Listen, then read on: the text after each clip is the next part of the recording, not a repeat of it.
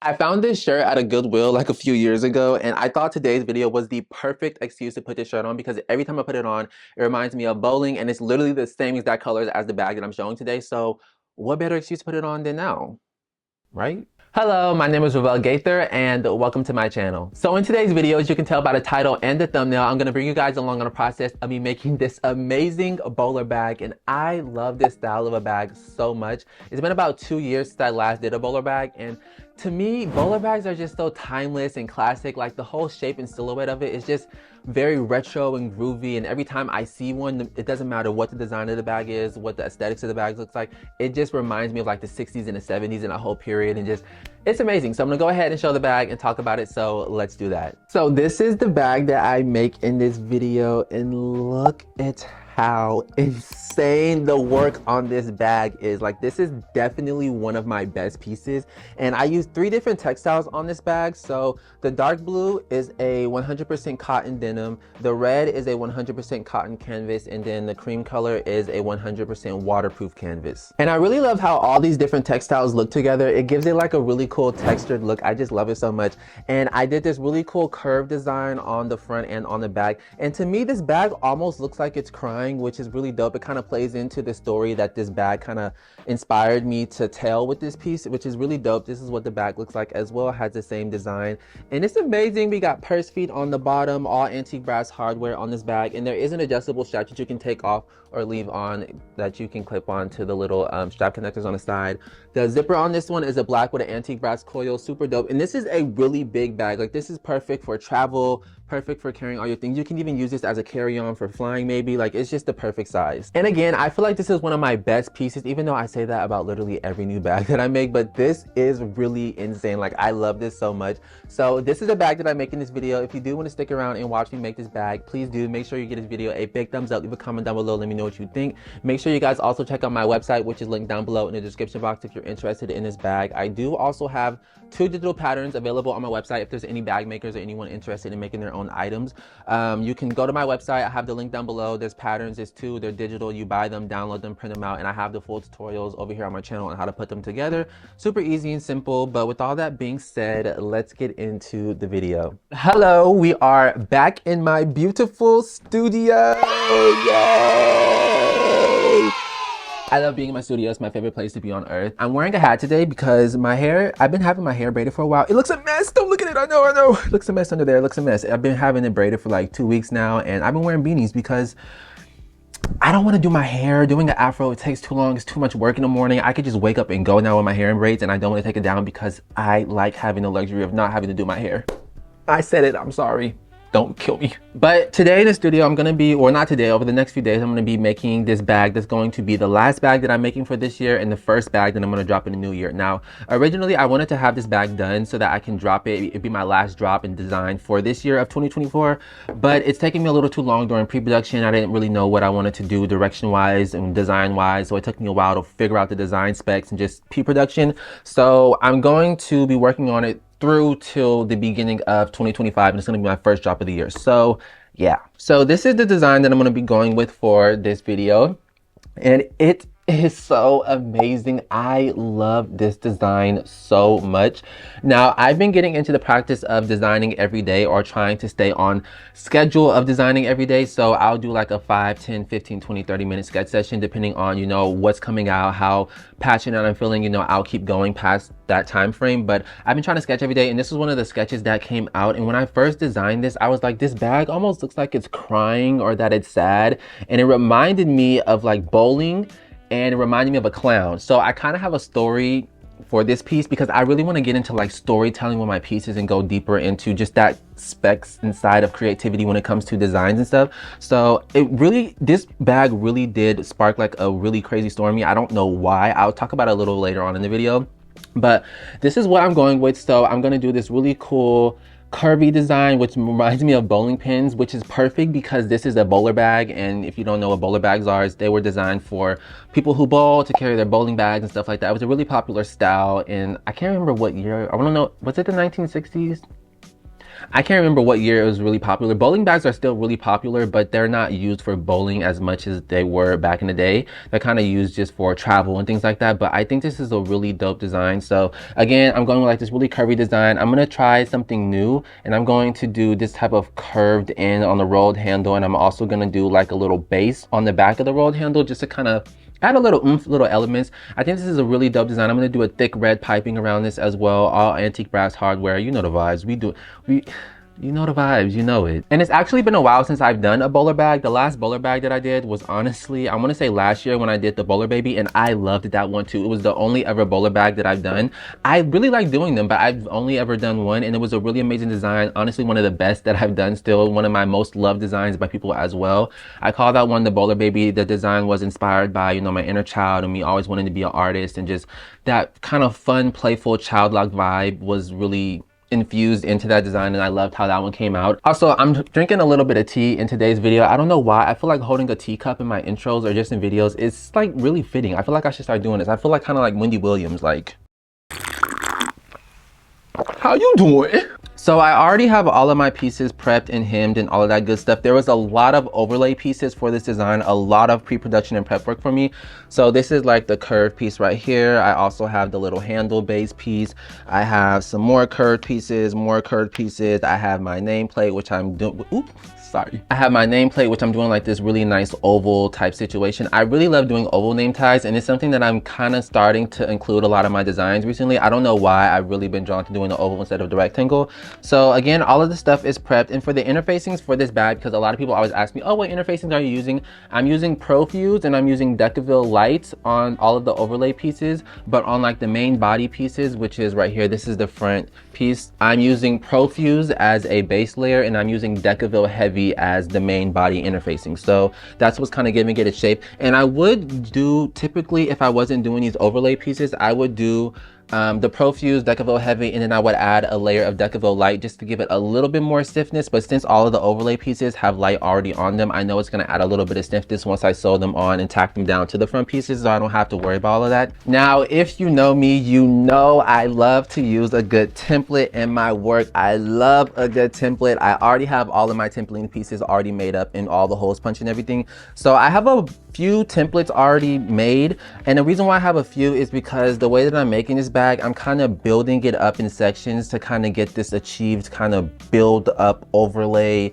stacked on top of each other type of vibe. So this is the first template that I'm going with, which is going to lay down the centerpiece, my nameplate, and all the center overlays. And then this is going to be for the outer curve areas where the handle and stuff is going to be. And then this is going to be for the handle base and stuff like that. And then I also have the other template for the secondary overlay piece of the curve. So it's a lot of templates, but the first thing that I'm going to go ahead and do is I'm going to take my template, of course, like always, and I'm going to lay it on top of my fabric piece, dot all the holes where I need to have my template lines be at, so I know where everything is supposed to line up.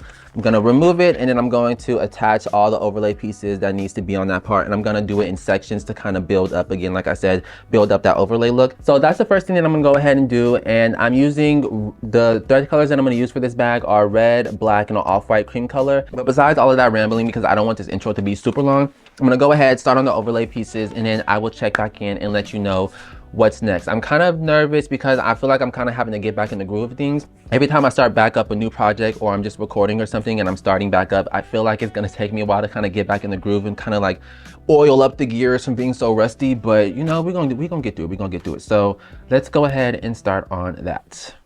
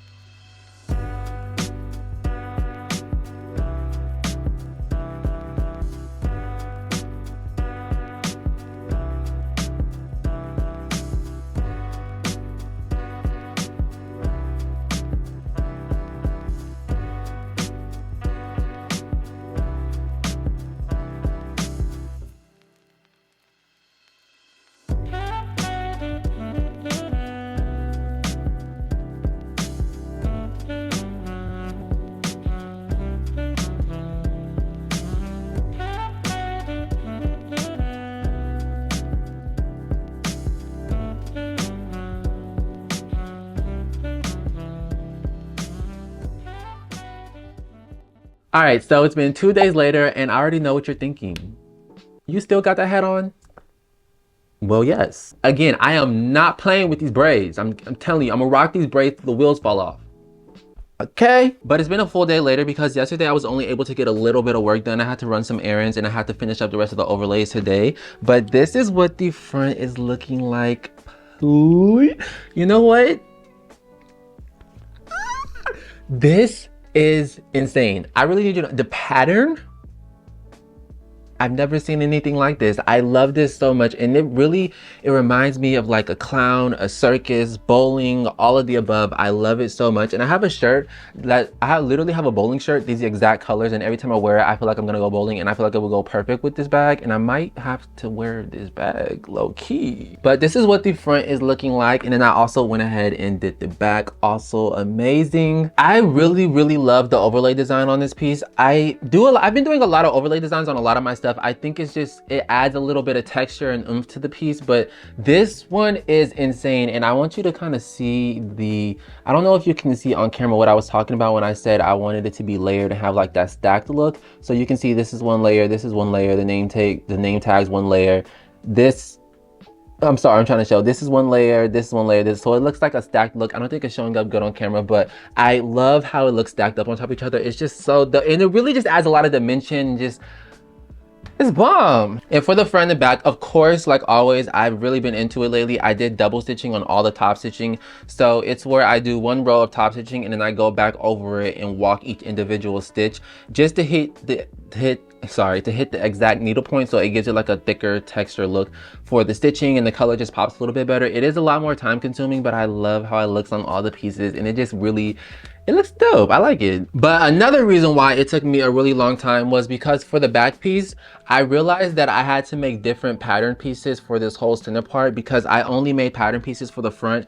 But for the front, I broke the pattern up so that it's not really bulky under this name tag. So I know you saw when I was sewing that it was like kind of cut off right here for the front piece.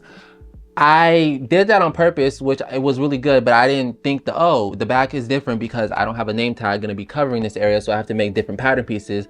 So I didn't realize that until I went to go sew the back and I was like, oh, I don't have full on pieces that aren't cut in half. So I had to go back, make the pattern, hem all the pieces, do all it, and it took like an extra 45 minutes to an hour, but it's not that big of a deal. But I was a little annoyed that I had to go back and redo that, but it came out amazing. So the next thing that I'm gonna go ahead and do is I'm going to sew up the handles. I already have them prepped. So essentially what I did was because again, I'm gonna do like rolled, curved, hemmed handles. Now, I've never done a handle I've done a handle similar to this style. I'll kind of show it. It's one of the bags that I have back there. I kind of show it, but this is a little bit different. So I pretty much essentially have the front and the back pieces and I hemmed the raw edges around the curve and I took some liquid stitch, which is the glue that I like to use, and some double-sided tape, and I stuck them together and I let it dry. So what I'm gonna do is essentially sew it, but I'm gonna fold it in half to get that rolled handled look, and the ends are going to be curved, which is going to be perfect because the curved look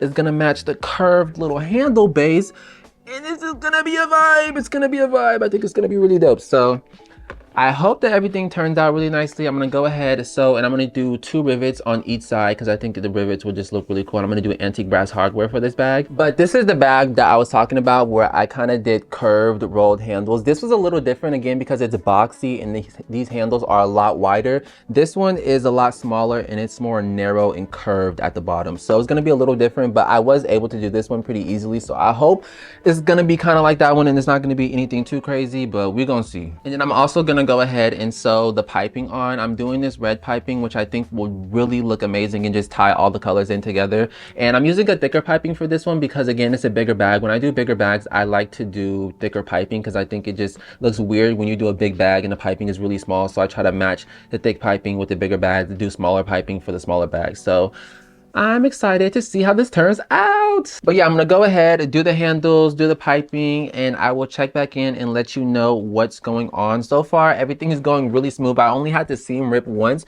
which when I pulled out the seam ripper, it was like for a little small thing on the little handle base. I was like, oh my gosh, I haven't seam ripped yet this whole project. And I was like, wait, I kind of ate that up. Like, I haven't had the seam ripped yet. Like I'm kind of eating this up. Like this looks freaking amazing. So really excited, loving how it's turning out. But let's go ahead and get into the handle and the piping.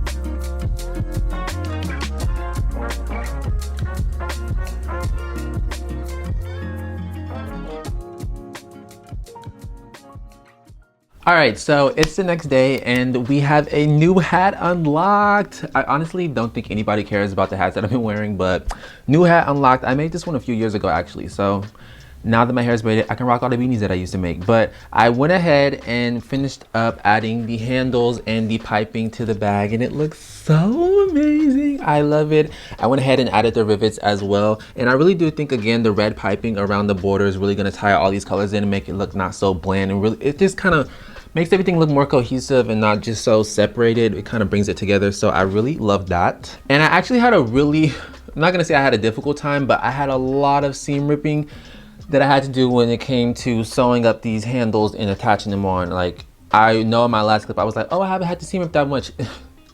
As soon as I said that, I had to seam rip that much. But it wasn't too bad. It was just a little few things where I was like, okay, I don't like how this looks. It's stitching wrong. I had some tension issues and little things like that. So I had to seam rip quite a few times, but it actually came out really good. It wasn't that difficult, to be honest. It was just a little bit of an annoyance.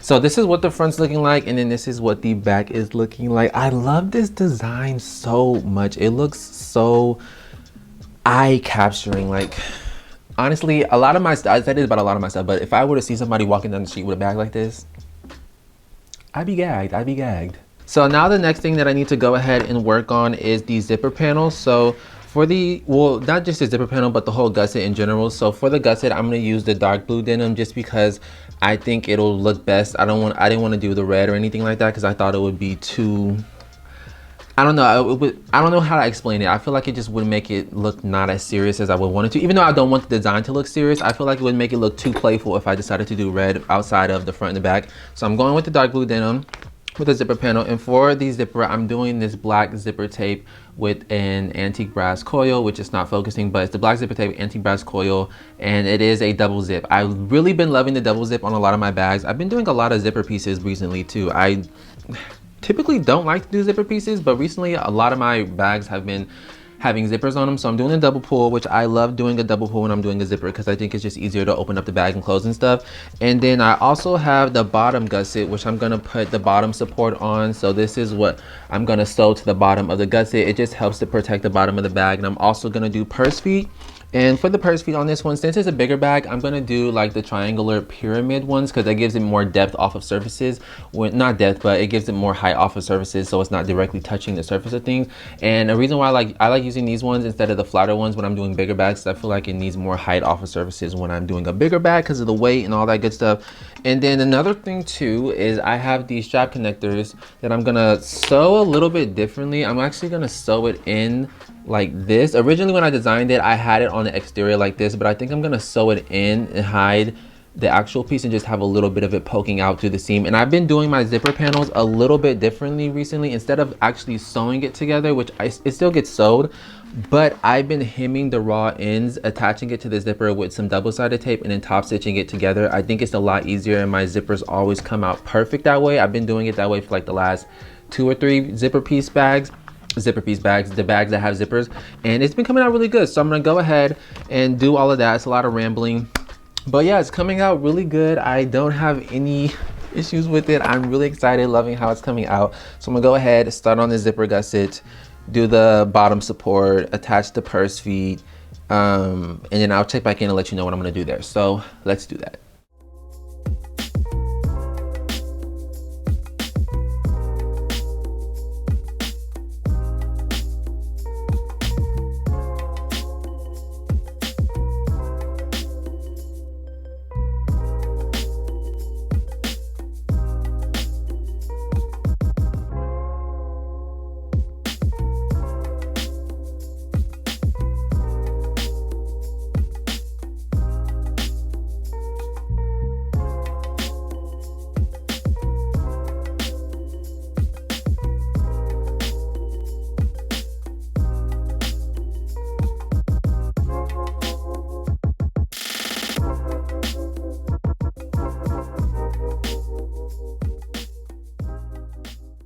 All right, so it's the next day, and this is where I went ahead and left off last night. So I finished up the whole entire gusset panel piece. So I sewed the bottom gusset to the zipper panel, and it came out amazing. I love how this gusset came out. And this is what I was talking about when I said I'm going to sew the strap connector into the seam. So I think it just looks a little bit cleaner this way versus putting it on the exterior and having just, I feel like it would just be too harsh if it was just on the outside with the red and the rivets. It would just be a little eyesore to me, I guess you could say. So I'm loving how it came out. We got the purse feet on the bottom, you know, the vibes. So the next thing that I'm gonna go ahead and do is I'm gonna start on the lining. And as you saw, the lining is gonna be red. I know it's a basic color, but I think it match the colors of the outside really well. I typically don't like to use red on the inside of my bags because I feel like it's that color that's so basic that so many people associate with luxury bags. Like if you have a bag and the inside is red, it's automatically higher quality, or like I don't know why that color is associated with it. So I kind of don't like to use it that much, but when I do, it comes out good. So for the inside, I'm gonna do the typical that I normally do. I'm gonna do a zipper pocket, a slip pocket. I'm gonna do my name tags. I already have them made up. So the Rovell, I'm sorry, I said that wrong. The Rovell Gaither tag, and then I have the Made by Rovell Gaither tag, which is gonna go inside the zipper pocket. And I'm not gonna do anything too crazy. It's gonna be waterproof for the zipper on the inside. I'm going with this color zipper because I couldn't find a good cream color. I really wanted to go with a cream color, but I don't have any that I thought would look good on the inside. So I was just like, you know what? We're just gonna stick with the black with the antique brass. I think it was gonna look cute. And then I'm gonna do a cream color for the inside. So not cream color stitching on the inside to match the outside. And yeah, again, this is what the front is looking like. It is so amazing. I can't believe the stuff that I'm making. And again, I said this one kind of inspired a story out of me. Now, I don't have all of the details yet of what that story completely is or like what it's about. I'm gonna kind of finish the bag, sit with it, and then finish the story. But essentially, again, when I was designing this bag, when I was drawing it on paper, I was like, this kind of looks like a sad clown. But then I was like, oh, but it reminds me of bowling, and it's a bowling bag. So for some reason, like a few days later, this weird story started spiraling in my head. I don't know why. Of this guy, he works his job during the day as a clown, like he entertains kids, he's a clown entertainer or whatever, but he hates the job and he's sad when he works at the job, and he really loves bowling. Bowling is his passion. He thinks about it all day, every day. That's what he wants to do. And after work, you know, during the nights and stuff, he works and he plays these underground competitions in his city, in his local city, underground bowling competitions for extra money, you know, just to help him get by and stuff like that. So he plays in these competitions and he's really good. He's always winning. He's known in his city as the Bowler King, which is what I want to call the name of this bag, Bowler King. And he really wants to go pro, but there's something stopping him. I don't know what that is yet. I need to figure that part out. So again, I'm gonna stay with the bag and kind of figure it out. But again, I think doing these fun little stories and like storytelling with my work, I'm gonna try to start doing that more. And I think it's gonna make it a lot more fun for me.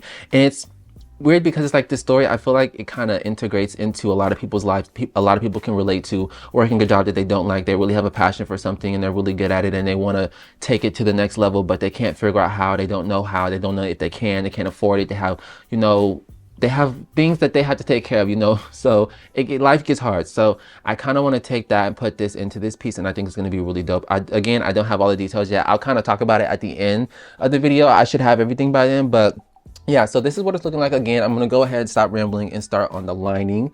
And yeah, let's do that.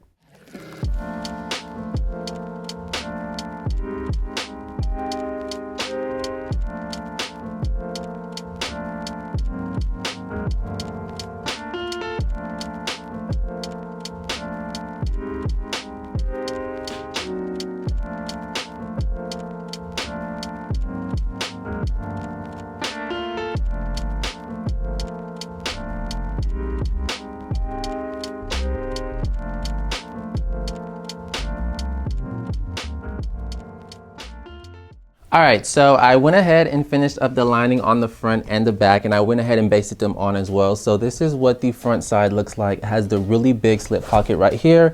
And then typically I would do a division of the slip pocket and would sew a line down the center to divide it up, but I think I want to do just one big pocket on this one.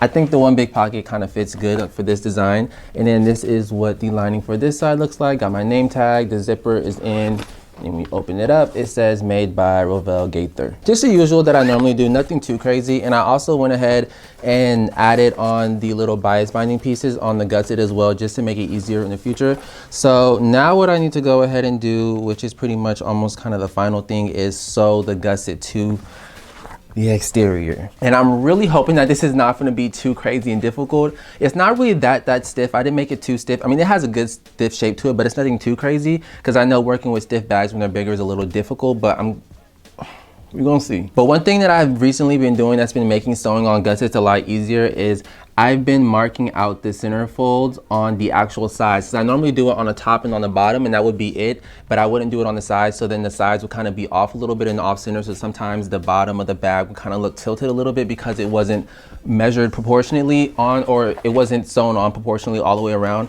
So I've been doing little notches on, well, not notches, but markings on the side to line everything up, and it works perfectly. So hopefully that makes this a lot easier for me. And yeah, we gotta get this going. I'm ready to knock this bag out. So I'm gonna go ahead, start on the gusset, and yeah. Also, I forgot to mention this, but I went ahead and put packing tape on the front and the back exterior pieces, because these light color pieces, I already know just from past experience working with darker color shades of denim, or darker shades of denim, that when I go to birth this bag, if the dark denim rubs up a little too harshly against the lighter color, that can be color transfer. And I put emphasis on do not want to deal with that. So I have ruined so many linings using light colors, working with denim and stuff, just due to that. So I use packing tape to cover it in hopes that it stays down and protects it so that it doesn't rub off on here.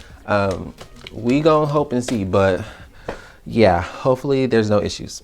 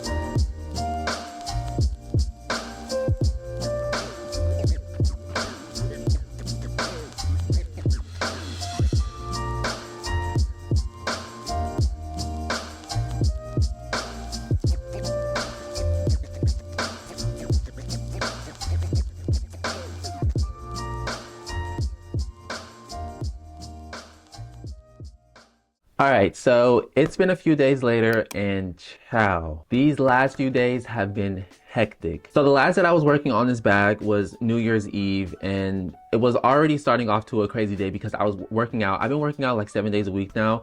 I was at first going like 4 days a week. Now I'm doing 7 days a week. I don't know why, but we doing it. And I was working out and I pulled a little muscle in my back, and it was annoying because I was like, oh my gosh, today is the day that I have to turn the bag right side out. Like, it's gonna be hard to pull the bag right side out, do all this tedious work and hard pulling and pushing and all of this stuff with my muscle in my back pulled or whatever. So I was like, crap, I don't know if I'm gonna be able to do it, but I was able to get it done.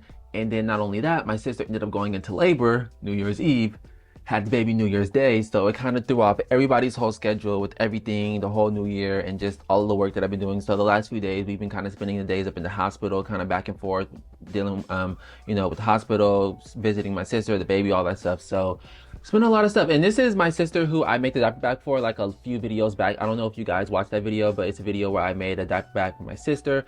She's the one who had the baby, which is crazy. She had a New Year's baby. And she said she wanted to too, which is what's crazy about it. But yeah, but this is where I left off New Year's Eve, and I turned the bag right side out and I went ahead and gave it a press as well. And look at how good it looks. The design on this is amazing and the quality is also insane. We've got the purse feed on the bottom, and I do this a lot with my work. And this is why I'm glad that I'm giving myself a little bit of time to actually sit with it and kind of marinate with it. I'm always like debating if, do I really like this? And then I sit with it for a few days and I'm like, no, I don't like it. I freaking love it. And this is one of those ones where I'm like, do I even like this? But the more that I'm sitting with it, the days that I've been coming in, looking at it and been sitting with it, it's growing on me a lot more. And this is definitely going to be one of those ones that has to grow on me. I don't know why that happens a lot. Like I'll design something and I think the design is really dope and then I'll make it. And then I'm like, I don't know if I really like it. I feel like it's because sometimes a lot of the stuff that I design, it doesn't turn out exactly how I see in my head, which is very rare to actually get done, you know, to make something and it turns out exactly how you see in your head. That's like lightning in the bottle. So this it looks like what I wanted it to, but it doesn't 100% look like it. But it's definitely gonna grow on me. But the last thing that I really need to go ahead and do is sew up the adjustable strap that can be attached or taken off. So I'm gonna sew up the strap. I'm gonna use the off-white cream color, I guess, is that what it's called? Cream color, off-white cream color for the stitching on this one. And I'm debating which hardware I want to go with. I'm using anti-brass, of course, but I don't know if I want to use this swivel hook or if I want to use this swivel hook. I've been liking to use these ones recently because these ones, I stopped using them a while ago because I thought they were just a little too chunky, but I used these ones on my last bag that I made and I actually liked it. So I'm like, do I want to use this one or do I want to use this one? Like, I'm really debating. I gotta figure that out. I'm probably gonna end up swinging towards this one, but I don't know, we're gonna see. And then another thing that I'm debating if I want to do or not is a little handle. I don't know what they're called, like a handle holder majingi, whatever you want to call it, that like keeps the handles together. You kind of just like snap it and it keeps the handles up and held together so they stay nice and up and they're not falling all over the place. So I'm gonna make one of those and I'm gonna do it in red. So I think it'll just look really cool in a red color. And yeah, that will be pretty much it. I will be done. This bag hasn't really been crazy difficult. I did put a lot into this piece, and as in terms of hours and taking my time and, you know, really trying to make sure I can make the best bag that I can. But really it hasn't been that difficult, honestly. I really like it. So what was I about to say? And I actually planned on dropping this bag tomorrow. It was my original plan, like finish up the bag. It's gonna be my first drop of 2025. I'm gonna drop it. I was gonna drop it tomorrow, which is Friday. I like to drop them on Fridays. But with everything that happened, I had to put, you know, some things on the back burner, wait a little bit, and it took a lot longer to get things done. So I'm definitely not ready for a drop tomorrow. So I'm gonna be dropping this next Friday, which honestly, I think is better because I get more time to sit with the bag, marinate with it, learn the little story that I have kind of to match with the design and kind of figure out what it is and say what it is. So I think that'll be better for me anyways instead of rushing. And I'm this year and probably moving forward, I'm gonna practice not sharing my designs until I'm putting them out, because typically what I would do is I would finish a bag and then literally instantly I would post an Instagram story like showing the bag, like, oh, this is what it is. I wouldn't even have time to sit with it and be like, do I like this, do I not? I would instantly share it, get all of this feedback, people's opinions and things like that, which would either make me love a bag more or hate a bag more. So this time what I'm gonna start doing moving forward is just not sharing anything until I'm ready to put it out and drop it, and it'll allow me to just kind of have that more personal moment with the pieces, if that makes sense. So I'm gonna start doing that, but I'm gonna stop rambling, not hurry up, but finish up this strap, the little snap thing. If I decide to make one, I don't know if I'm gonna make one yet, because I don't know if these handles really fall like that. So we're gonna see, but that's where we're at. So let's do this. Also, last thing before I forget, because I almost did, I was talking about how I taped this too to keep the dark denim from rubbing off against the light color pieces, and it actually worked really good. The tape was lifting a little bit, but I was able to kind of stick it back down every now and then when I was pulling it out. But the tape really stuck and helped keep it protected. There's no dye transfer or anything like that. So definitely gonna start using tape and adhesives when I have to do stuff like that, with the lighter colors and darker denim, because again, like I've said, I've ruined so many linings on bags because darker denims, if they rub up a little too hard against the lighter colors, it's really easy to see a little bit. It's not like a crazy color transfer, but it's like a light dark blue color that you can see on it, which I don't like. I hate it, and it's hard to clean off. So that worked really good, but I forgot to say that, so I just wanted to come on and do a last little clip. But yeah, let's get into this strap.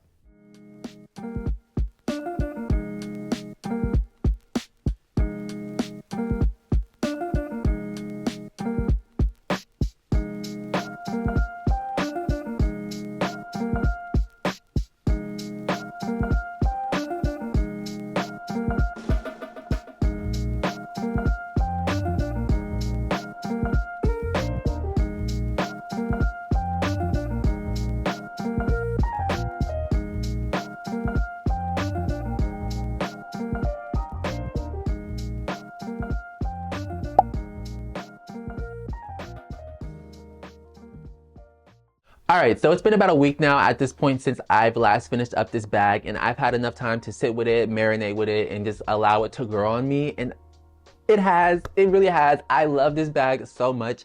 I cannot believe I was hating on this. Well, not hating on it, but I always have this issue. I talked about it a little earlier on in the video. I have this issue where it's like I'll make something and I'm like, I don't know if I like it. I don't know if I like it. And then the more that I sit with it, it grows on me a lot. I don't know if all artists or people who create are like that with their work. I feel like they are because we're really hard on ourselves, but that's how I normally am. And honestly, I don't know if this is something that I'll ever stop doing because I feel like, you know, again, like I was saying, I see things in my mind. It looks a little different when it's in the physical world, so it's not really what I'm thinking it's gonna look like. So it takes me a while to adjust to the physical realm of things instead of the mental space that I see it in at first. Ooh, the afro is afroing today. I took my hair down and let me tell you, I will never, ever, ever, ever, ever, ever, ever, emphasis on all of the evers that I just said, put Murray's beeswax in my hair again. When I tell you I washed my hair for 3.5 hours, washing and rewashing, and then I had to soak my hair in a bowl of vinegar to get that stuff out, and it is still not out of my hair, they should not even be allowed to sell that as a hair product. It should be illegal. So yeah, the bag is done and I'm gonna go ahead and do some final shots and talk about my favorite things and what I love about it in this project as a whole. So first off, right off the bat, I love the design of this piece. The abstractness of it and just the colors and everything about it is just so beautiful. And again, to me, it looks like the bag is almost crying, which I think is perfect with the story that I wanna tell. I love the colors, the red, the dark blue, the off-white cream color. It looks amazing and it doesn't look too patriotic or American flag-esque, if that makes sense. Like I think the banana cream color really takes away from that and kind of makes it its own different vibe, which I love about it. I love the overlays as well. They came out amazing and beautiful. Everything, the pattern, all of it just really fits together so nicely. I love it. And we got the purse feet on the bottom, which came out really good. The size of this bag is also a really nice size. Like it's perfect for travel, a carry-on, for an overnight bag. I love it. And I like that I did the adjustable strap too that you can take off or leave on so that you can wear it comfortably as a crossbody. If you have too much, you don't want to hold it by the handles, all that good stuff. All the hardware again is antique brass, and I did do the little handle thing at the top, as you can see, the little red thing, and I used Velcro for that one. I thought the Velcro would be a little bit better versus the snap, just because I wanted to try something different and I thought it would be easier. You know, someone wants it to be really tight, someone wants it to be really loose, they can kind of adjust it to however they want to. But the bag is amazing. I'm gonna go ahead and show the inside as well because I already know I'm not gonna be able to get any shots because I always have a hard time. But again, this is what she's looking like. She's gorgeous. I love it so much. So the inside is like this. Again, it's waterproof. I did the red interior, so we have the zipper pocket back here that you can open up and put some things in. It has my name tag that says made by Rovell Gaither, and then I also have my interior tag for Rovell Gaither, and then I also have the really big slip pocket right here that you can fit some things in, and then the whole center compartment. So a lot of compartments, not a lot of compartments, but a lot of space in this bag that you can utilize and use. And it's, again, a really big bag, perfect for travel, overnight, all that good stuff. And again, like I said, this is going to be one of my most expensive bags. This one's going to be retailing for $1,455 with the duster bag and shipping included in the cost. And oh my gosh, this is one of the most expensive pieces. I've never even sold a $1,000 bag before. The most expensive bag that I sold was $875. But with this piece and just with my stuff moving forward in general, I'm really going to respect my time, my craft, and myself and charge what my pieces are worth, because in the past, I would have added up the numbers for this bag. I would have got the $1,455 and I would have shaved off a few hundred to get it down to maybe like $900, just because I would be scared to sell a bag so much, because, you know, it's just really nerve-wracking to sell something at a high price. You start thinking, oh my gosh, nobody's gonna want to buy this. No, you know, is my work good enough? And then you start thinking about all these things, all these insecurities, people bashing you about prices, like all of these voices come into your head. So this year I'm gonna try to knock that out of the way and just really charge what my stuff is worth, especially because recently there's this other bag designer called By Frisbee. He makes amazing bags as well, and he just sold his bag for $27,000, and I saw that and it was really inspiring, and I was like, wow, he literally just sold a $27,000 bag. Like, that's crazy. And I was like, I could definitely charge what my work is worth and still sell it, and there will be people willing to buy it. So I don't have to lower my prices just to kind of appease to certain people when my work is worth more. Now again, like I said, this piece does have a story, and I did kind of finally figure out what the ending, not ending, but like what the little scenario is. So again, It's about this guy. He loves bowling as his passion. That's what he really wants to do. He loves it. He loves the craft of it. He loves the art of it. He just loves bowling. And he works his job as a clown. He's a clown entertainer. He hates his job. He doesn't like it. He just does it to get by, to make a little bit of money, you know, to pay his rent and things like that. And he competes in these underground bowling tournaments. He competes in these underground bowling tournaments, you know, on his days off or when he's off of work. And he's really good. He's always winning. He's known as the bowler king in his city. Like, he is the champion of the underground tournaments and all that stuff. And he really wants to go pro. And there's people who are reaching out to him to help him go pro. And he really wants to.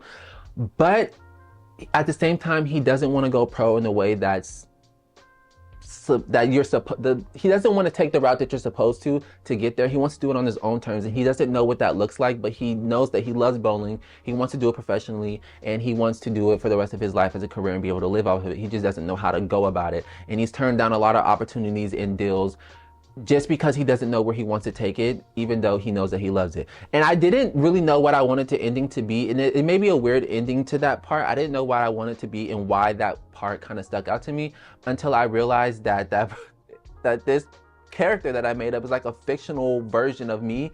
Because recently, and I've been feeling this way for such a long time, but recently I've had a lot of amazing opportunities presented to me that I turned down because it's not really the route that I wanted to take. Like, I have this thing was like, I want to be a part of the industry in terms of the fashion industry, but I also don't. I want to do my own thing. I don't know how I'm going to get to the end goal of where I want to go or where I'm taking this, but I know that I don't want to go the traditional mainstream fashion route. And I've had a lot of opportunities presented to me that can kind of take me there fast tracked, but I'm like, I turn it down because it's like, I'm not interested in that right now. And I don't know if it's me being stupid or if it's me kind of knowing just what I do and don't want. But yeah, that, I guess that's like a fictional version of me in the realm of bowling, but it's fictionalized. You know, I don't know how to explain it. It's a fictionalized character of me and what I'm going through, and just kind of in the art of storytelling.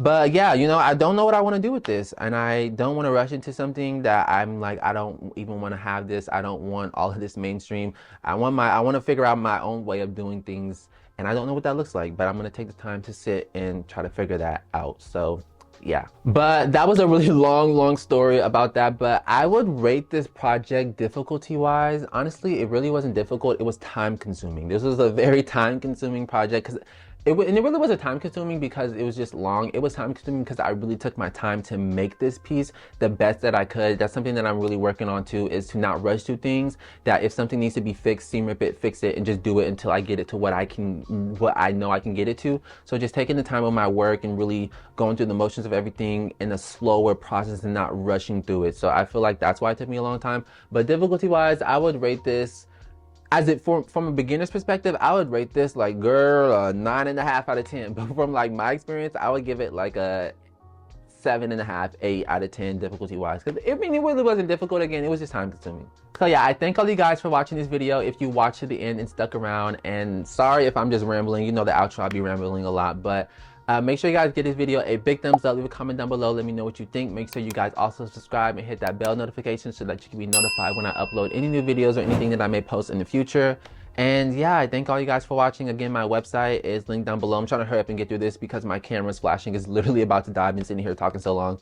And yeah, this is the bag. It came out amazing. It is 2025. I hope everyone has a good year. And yeah, stay blessed, stay prayed up, stay working, keep going, keep pushing, keep getting to it. Let me stop. But thank you guys for watching, and I will see you guys in my next video. Deuces.